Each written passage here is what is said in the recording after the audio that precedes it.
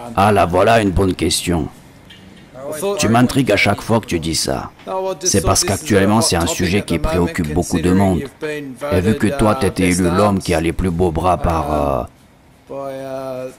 Muscle of Development.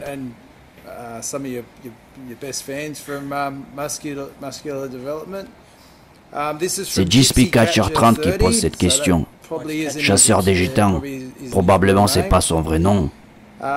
J'ai beau à travailler tout le temps mes bras, je constate aucun progrès.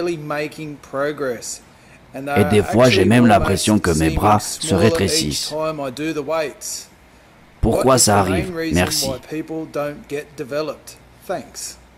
Il doit avoir sûrement une mauvaise génétique. Il devrait essayer un autre sport, le basket, le cricket ou faire du foot. Il y a une règle importante dans le bodybuilding. Il faut savoir être honnête avec soi-même.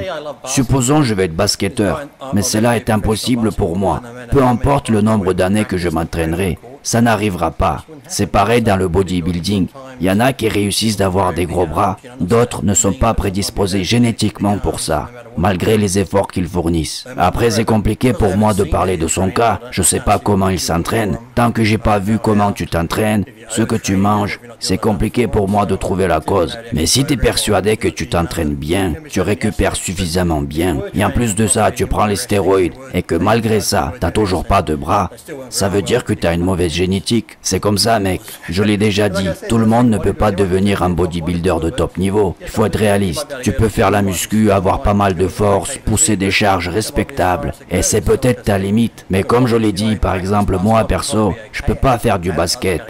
Je peux être un bon joueur, mais jamais je pourrais faire un dunk. Et pour les cricket pro, oui, je peux regarder les matchs à la télé le week-end. Il faut être réaliste, il y a les gens qui sont nés pour être des culturistes. Par exemple, je connais des gars qui sont forts comme des taureaux. Au développé, ils font plus de 200 kilos, facile. Mais leur physique n'est pas du tout esthétique, rien de particulier. Ils sont juste prédisposés pour pousser lourd. Des fois, il faut savoir être réaliste. Ce gars-là, il a... Mais tu sais très bien ce que je veux dire. Toi, combien de temps tu t'entraînes? Je sais, je ressemble à rien.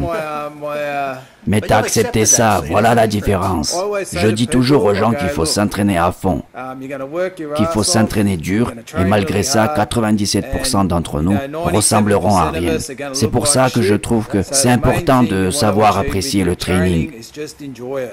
J'ai dit la même chose à un ami récemment. Il m'a présenté un gars. Voilà, il s'entraîne depuis longtemps, mais ses progrès sont pas terribles. En 3 ans, il n'a pas beaucoup progressé. Peut-être qu'il est temps pour lui de baisser un peu l'intensité et juste aller en salle pour se faire plaisir. Quand tu sais que tu as tout donné et que c'est mort, tes muscles ne grandissent plus, juste fais-toi plaisir. Mais au lieu de ça, ils se mettent à prendre encore plus de stéroïdes et font subir un véritable interrogatoire au bodybuilder pro pour savoir qui prend quoi. Si tu as une mauvaise génétique, tu as une mauvaise génétique. C'est comme ça. J'ai un gars de 90 ans qui s'entraîne ici. Combien de temps tu t'entraînes toi? Personne ne doit savoir ça. T'inquiète, je serai le seul survivant. Même en fauteuil roulant. Exact, t'as tout compris.